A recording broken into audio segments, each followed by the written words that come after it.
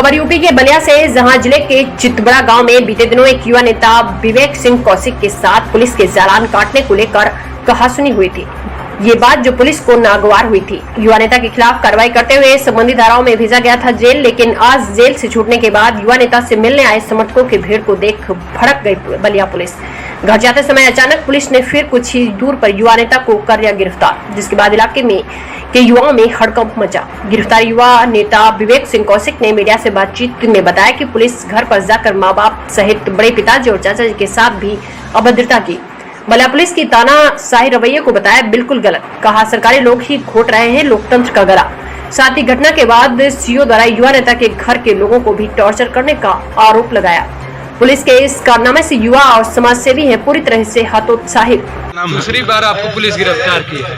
विवेक सिंह कौशिक मेरा नाम है। जैसा कि आप लोगों ने देखा होगा कि कुछ दिन पहले एक सोशल मीडिया पे तस्वीर वायरल हुई थी, जिसमें हमारे चितबड़ा गांव के एक सब इंस्पेक्टर मुरारी मिश्रा, जो चितबड़ा गांव तिराहे पे आम जनमानस, जो गरीब किसान, पीड़ित, बेरोजगार नौजवान, जो घर से बाजार में अपनी माताजी की दवा लेने के लिए, अपने घर की सामग्री लेने के लिए, सब्जी लेने के लिए जो लोग निकलते हैं, उनसे अवैध तरीके से वसूली की जा रही थी। जिसको लेकर के मेरा एक उनसे सवाल था कि अगर आप सचमुच जनहित के लिए, अगर हेलमेट के लिए, डीएल के लिए चालान कर रहे हैं तो अच्छी बात है, लेकिन मेरी नज़रों के सामने ही उन्हीं के चितबड़ा गांव थाने के एक सिपाही प्रिंस सिंह नामक जिसको मैंने देखा कि वो जो है बिना हेलमेट के हमारे सामने ही गाड़ी से आए, बाइक से आए, तो मैंने उनसे एक आर्गुमेंट्स किया कि अगर समाज में सचमुच एक जागरूकता ले आना चाहते हैं तो जब तक पुलिस के लोग डिसिप्लिन में रहेंगे, आम जनमानस डिसिप्लिन में नहीं रह सकती है। तो आप एक चालान इनका भी कर दीजिए, इससे एक समाज में सकारात्मक संदेश भी जाएगी।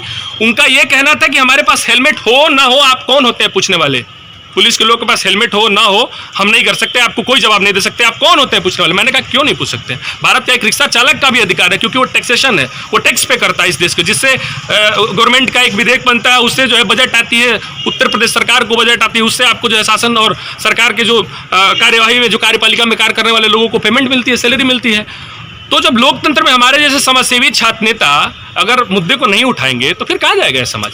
तो किस बात पर आपको इस मामले को लेकर आपने न्यायालय में आत्मसमर्पण भी किया था, फिर आज पुलिस के साथ क्यों? उसके बाद हमारे ऊपर फर्जी मुकदमा लगा करके कि मैं सरकारी कार्य में बाधा कर रहा हूं, उनके साथ नोकझोंक हुई, मारपीट हुई, जिसकी कुछ भी नहीं है। सोशल मीडिया में धक्का मुक्की उन्होंने मेरे साथ किया, जिसमें प्रतिरक्षा में हमारे साथ भी थोड़ी बहुत नोकझोंक हुई। उसके बाद फर्जी मुकदमा लगा करके हमें लगता है कि 2-2 सर्किल ऑफिसर 10 थानों को घर पर भेज करके मेरे माँ पिताजी को वहाँ प्रताड़ित किया गया, उनके साथ अभद्रता दी गई, गाली गलौज दिया गया। अब आप बताइए कि हमारा घर अलग है, मेरे पिताजी 4 भाई हैं, और हमारे चाचा बड़े पिताजी लोगों का क्या कसूर था? उनके घर में घुस करके तोड़ फुआ, उनके दरवाजे तोड़ दिए गए, मेरे घर की टेलीविजन तोड़ दी गई, अलमीरा तोड़ दिया गया।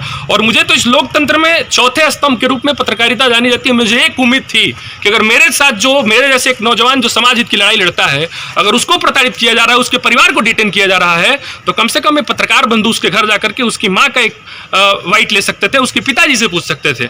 लेकिन कहीं ना कहीं मुझे इस बात का मलाल है कि आने वाले दिनों में जो हम लोगों ने क्रांति की चिंगारी जलाई है, निश्चित रूप से बलिया के एक जनमानस में आवाज जाएगी। और ये लोग अगर इस तरीके से जनता के साथ, जनता के विश्वास के साथ खिलवाड़ करने का काम करेंगे, उनका उत्पीड़न करने का काम करेंगे। आपके घर में जो तोड़फोड़, जैसा कि आप बता रहे हैं, तोड़फोड़ हुई है जी, तो आप लोग एक तरफ से कोई एप्लीकेशन दी गई? कोई हमें तो अरेस्ट कर लिया, हम तो जो आत्मसमर्पण कर दिए कई दिनों तक इधर उधर, ताकि हमारे दो के अलावा जो आपके चाचा बाबा, जो भी घर के लोग या गाँव के लोग, कौन जाएगा? प्रशासन। हम दूसरे दिन जाकर के वहाँ उनके साथ अभद्रता करते थे। मेरे बड़े पिताजी को उठा करके, जो 65 साल के बुजुर्ग हैं, उनको थाने में बिठा दिया गया था, उनको गाली गलौज दिया जा रहा था। घर पे जाकर के माताजी के साथ ये कहना कि अगर आप लोग उनको अरेस्ट नहीं कराओगे, हाजिर नहीं कराओगे, तो आप लोगों को भी उठा के बंद कर देंगे। ये कौन सा न्याय है? कौन सी न्यायपालिका? अभी आज हम लोग जेल से मैं छूटा, आप बताइए, मुझे कोई इन्फॉर्मेशन नहीं है, मैं जनहित की लड़ाई लड़ने वाला व्यक्ति हूँ। ये लोगों का प्रेम था कि कम से कम फेफना विधानसभा के हजारों की संख्या में लोग अगर मुझे लेने आ गए, चलते बढ़ते पीछे पीछे सुखपुरा से मेरी रिहाई हुई, गणवार सुखपुरा ऐसे जुड़ते चले आए। जिसके बाद फेफना तिराहे पे एसडीएम महोदय और वहाँ के जो सीओ थे, सर्किल ऑफिसर थे, फेफना एसएचओ, ये सारे लोग मिल करके वहाँ हमारे लोगों के साथ जो है जो भी संख्या थी उनको तितर बितर करने का काम किया गया। कुछ लोगों पर लाठीचार्ज भी किया गया और हम लोगों को 7 लोग वहाँ से अरेस्ट कर लिया गया। ये तो सरासर मतलब लोकतंत्र में जो आवाज़ है उसको दमन करने का